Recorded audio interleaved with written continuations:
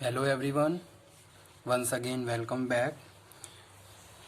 Student, आज हम बात करेंगे इंडस्ट्रियल लॉ में हमारा सेकंड यूनिट स्टार्ट हो चुकी है। इसमें हम बात कर रहे हैं एम्प्लॉय कंपनसेशन एक्ट 1923 की। ठीक है, स्टार्ट कर लेते हैं आज का वीडियो लेक्चर। इसमें हम बात करेंगे various definitions which are related to employees compensation act 1923। So let's start. क्या ऑब्जेक्ट है, स्कोप है इस एक्ट का, ये देख लेते हैं। The employees compensation act 1923 extend to whole of India. Okay, it came into force 1st of July 1924। It is social security legislation, यानी कि 1923 में इस एक्ट को बनाया गया और इसको अप्लाई 1st of July 1924 से किया गया। ठीक है, एक तरीके से सोशल सिक्योरिटी है जो हम वर्कर्स को प्रोवाइड करते हैं, उनको कंपनसेट करते हैं, तो वो हम इस एक्ट में बात कर रहे हैं। Impose statutory liability upon a employer to discharge his moral obligations toward employees when they suffer from physical disabilities और disease during the course of employment in hazardous working conditions. ठीक है, तो यानी कि यहाँ पे हम बात कर रहे हैं impose statutory liability upon employer. जैसे कि मैं बात कर रहा हूँ किसी भी एम्प्लॉयर की जो अपनी ऑर्गेनाइजेशन को रन कर रहा है। ठीक है, तो यहाँ पे क्या है, उसकी सोशल लाइबिलिटी बनती है, एक स्टैट्यूटरी लाइबिलिटी है कि अगर भाई वर्कर्स को कोई प्रॉब्लम हो रही है ड्यूरिंग एम्प्लॉयमेंट और अंडर हैजार्डस कंडीशन, कोई भी वो काम कर रहा है, हैजार्डस वर्क में इन्वॉल्व है और वहाँ उसके साथ कोई भी प्रॉब्लम हो रही है, ठीक है, तो उस केस में उसको कंपनसेट करने की लाइबिलिटी किसकी है, एम्प्लॉयर की। तो उसी से रिलेटेड ये एक्ट आया जिसको अप्लाई किया गया 1924 में। The aim of the act is to provide quick and cheaper disposal relating to the compensation which is not possible in comparison। ठीक है, तो वो यहाँ पे हम बात कर रहे हैं।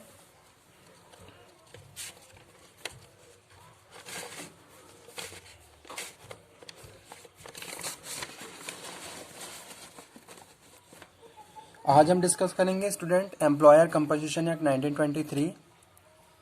It is necessary to examine some important definitions which are given in section 2 of Act 1923 Compensation Act। ठीक है, तो कुछ definitions जो आज हम डिस्कस करेंगे अंडर कंपनसेशन एक्ट 1923। तो सबसे पहले यहाँ पे डिफाइन करेंगे हम कमिश्नर को, जो सेक्शन 2(1) सब सेक्शन 6 का पार्ट है। कमिश्नर कौन होता है? Commissioner means the commissioner for employees compensation appointed under section 20, यानी कि फॉर किसके लिए, कंपनसेशन के लिए जो गवर्नमेंट के द्वारा अपॉइंट किया जा रहा है अंडर सेक्शन 20, उसको हम अंडर कंपनसेशन एक्ट कमिश्नर बोल रहे हैं। ठीक है, यानी कि एक पर्सन, एक authority which is who is appointed by the government under section 20 for a commissioner post, that is who is commissioner, तो वो क्या है, कमिश्नर होता है। सेकंड स्टूडेंट हम बात कर रहे हैं, सेकंड डेफिनेशन क्या है?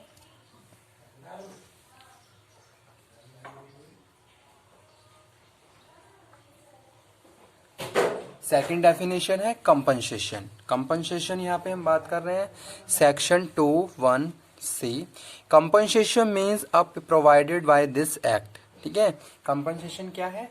Compensation means up provide by this act, यानी कि आप इस एक्ट के अकॉर्डिंग अगर कुछ भी कंपनसेट कर रहे हैं तो वो क्या है, कंपनसेशन का पार्ट है। ठीक है, यानी कि जैसे कि हमने क्या बात करी कि भाई किसी भी वर्कर्स को कोई भी डिसेबिलिटी हो रही है ड्यूरिंग एम्प्लॉयमेंट, तो आप उसको क्या करेंगे, on the behalf of that disabilities आप उसको कुछ कंपनसेट करेंगे। ठीक है, तो वो यहाँ पे हम बात कर रहे हैं अंडर डेफिनेशन कंपनसेशन। नेक्स्ट हम बात कर रहे हैं, नेक्स्ट डेफिनेशन है डिपेंडेंट। ठीक है, डिपेंडेंट कौन होते हैं? Section 2(1)(d। Dependent means any of the following relatives of a deceased employee namely। ठीक है, यानी कि कोई भी, जैसे सपोज कोई भी एम्प्लॉई जिसके साथ कुछ भी इंसिडेंट हुआ है, ठीक है, तो उसके कौन कौन डिपेंडेंट हो सकते हैं। जैसे सपोज इन केस किसी वर्कर्स को कोई मेजर प्रॉब्लम हुई तो उसका कंपनसेट हम किस किस को कर सकते हैं उसकी एब्सेंस में। तो यहाँ पे हम बात कर रहे हैं अ विडो, ठीक है, माइनर लेजिटिमेट सन, ठीक है, यानी कि लेजिटिमेटेड सन भी क्या है, डिपेंडेंट हो सकता है। अनमैरिड लेजिटिमेट डॉटर्स भी डिपेंडेंट हो सकती है। विडोवर्ड मदर भी डिपेंडेंट हो सकती है। अ सन और a daughter who has attend the age of 18 years, तो वो भी डिपेंडेंट हो सकती हैं उस डिसीज्ड एम्प्लॉय के, ठीक है। A widower, parent other than widower mothers, वो भी डिपेंडेंट हो सकते हैं। माइनर ब्रदर, अनमैरिड सिस्टर, विडोवर्ड, ये भी डिपेंडेंट हो सकते हैं। जिसमें हम बात कर रहे हैं माइनर ब्रदर की, या फिर अनमैरिड सिस्टर जो क्या है विडो है, तो वो भी डिपेंडेंट हो सकती है, ठीक है।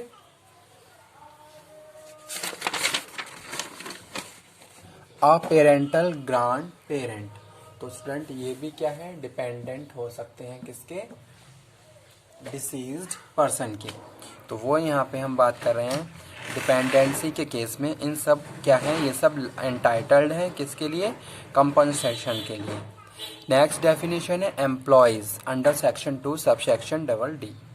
एम्प्लॉय मीन्स एनी पर्सन, ठीक है। एम्प्लॉय कौन होते हैं, employee means any person other than person who employment, जिसको हमने एम्प्लॉयमेंट पे रखा हुआ है, ठीक है। It is a casual nature and who is employed, या फिर वो कैजुअली हम उसको रखा हुआ है, या फिर वो क्या है, एम्प्लॉयड है, परमानेंट एम्प्लॉय है, या फिर उसको हमने किसी एजेंसी के थ्रू हायर किया गया है, ठीक है, या फिर किसी कंसल्टेंसी फर्म के थ्रू हमने उसको हायर किया है जो परमानेंट नेचर में जॉब को परफॉर्म कर रहा है, तो वो क्या है, एम्प्लॉयज़ हैं। या फिर कॉन्ट्रैक्चुअल के बेसिस पे आपने उनको अपॉइंट किया हुआ है। या फिर अ रेलवे सर्वेंट, ठीक है, अंडर कंपनसेशन एक्ट की हम बात कर रहे हैं हम यहाँ पे। A railway servant section 3 Indian railway act 1989, ठीक है, वो क्या है, एम्प्लॉयज़ है। A master seaman member of crew, वो भी क्या है, एम्प्लॉयज़ है। A captain of aircraft, he also will be employees. A person recruited as a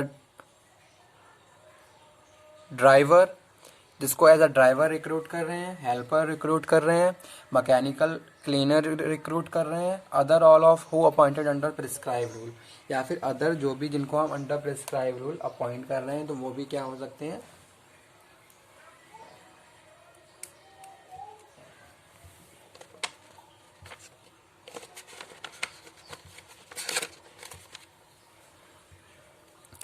next हम बात कर रहे हैं एम्प्लॉयर की, section 2 subsection 1E। Employer include any body of person whether incorporated or not, any managing agent, person with whom the employee has entered into contract of service, ठीक है। Employer कौन होते हैं, जो सर्विसेज प्रोवाइड करवा रहे हैं, एम्प्लॉयज़ को एम्प्लॉयमेंट पे रख रहे हैं, ठीक है, तो वो एम्प्लॉयर होते हैं, ठीक है, जिसके साथ कॉन्ट्रैक्टर का कॉन्ट्रैक्ट हो रहा है और वर्कर्स को काम पे रखा जा रहा है, तो वो यहाँ पे हम बात कर रहे हैं employer include any body of person whether incorporated or not, any managing agent, person with whom the employee has entered into contract, ठीक है। तो वो हम बात कर रहे हैं सर्विसेज पे जिनको रखा जा रहा है। डिसेबलमेंट क्या है, मोस्ट इंपॉर्टेंट डेफिनेशन है इस एक्ट की, जिसके हिसाब से हम कंपनसेशन की बात करते हैं। डिसेबलमेंट मीन्स एनी एबिलिटी और any incapacity to work, may be total, temporary और परमानेंट, यानी कि कोई भी डिसेबिलिटी क्या है, मतलब डिसेबिलिटी यहाँ पे हम डिफाइन कर रहे हैं कि भाई मीन्स इनएबिलिटी, कोई वर्कर काम नहीं कर पा रहा, नहीं काम अब एबल नहीं है, काम करने के लायक नहीं रहा, कैपेसिटी नहीं रही उसमें काम करने के लायक, ठीक है, और जिसको हम टेम्परेरी भी बोल रहे हैं और परमानेंट भी बोल रहे हैं, यानी कि टेम्परेरी टाइम पीरियड के लिए वो काम नहीं कर पा रहा है या फिर परमानेंटली काम नहीं कर पा रहा है, तो उसको हम डिसेबलमेंट बोलते हैं, ठीक है। कि भाई कोई भी employee during after the incident जो भी उसके साथ हुआ ड्यूरिंग द एम्प्लॉयमेंट, फिर वो कुछ टाइम के लिए काम नहीं कर पा रहा है, या फिर वो परमानेंट क्या हो गया, जैसे किसी का एक हाथ कट गया तो वो काम नहीं कर सकता परमानेंटली अब, तो उसको हम डिसेबलमेंट बोलते हैं अंडर दिस डेफिनेशन। उसके बाद नेक्स्ट हम बात कर रहे हैं किसकी, पार्शियल डिसेबलमेंट और टोटल डिसेबलमेंट की। तो पार्शियल डिसेबलमेंट पे हम बात कर रहे हैं under section 1G। Partial disablement means where the disablement is of a temporary nature, जहाँ पे हम डिसेबलमेंट की बात करते हैं कि इसकी टेम्परेरी नेचर है, यानी कि टेम्परेरी कुछ प्रॉब्लम हो गई है और कुछ टाइम के बाद वो सही हो जाएगी। ठीक है, जैसे कि क्या हुआ, किसी वर्कर्स को कोई डिसीज़ हो गया और फिर उसको मेडिकल ट्रीटमेंट दिया गया, उसके बाद वो डिसीज़ उसका सही हो गया, तो उसको हम टेम्परेरी डिसेबलमेंट बोलते हैं। ठीक है, तो वो यहाँ पे हम बात कर रहे हैं। Total disablement under section 1I, total disablement means whose disablement, where disablement is of permanent and incapacity is an employee for all work which is was capable of performing or at time। ठीक है, यानी कि वो क्या है, totally disable हो गया किसी भी काम करने के लिए, इनेबल हो गया। ठीक है, तो वहाँ पे हम उसको बोलते हैं टोटल डिसेबलमेंट। जैसे कि क्या है, किसी वर्कर्स का कोई हाथ कट गया या कोई प्रॉब्लम हो गई या फिर उसकी मेमोरी डाउन चली गई। ठीक है, कोई भी ऐसी चीज़ें हो सकती हैं जिससे वो काम करने के लायक ही नहीं रहा। Means to say he and she will not able to perform any work, तो उसको हम टोटल डिसेबलमेंट बोलते हैं। ठीक है, तो यहाँ पे मैंने एक डिफरेंस भी लिखा हुआ है पार्शियल और टोटल डिसेबलमेंट में। Partial disablement only the earning capacity is reduce. ठीक है, पार्शियल डिसेबलमेंट में क्या है कि भाई उसकी जो अर्निंग कैपेसिटी है वो क्या हो गई, रिड्यूस हो गई, वो पहले की तरह अर्न नहीं कर पा रहा।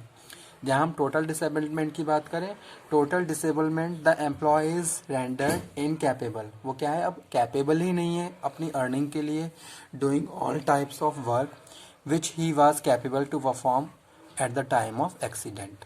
ठीक है, तो उसको हम क्या बोलते हैं, टोटली डिसेबलमेंट बोलते हैं। तो आज के टॉपिक में हमने ये कवर अप करी कुछ definitions under compensation act 1923। Okay, thank you very much.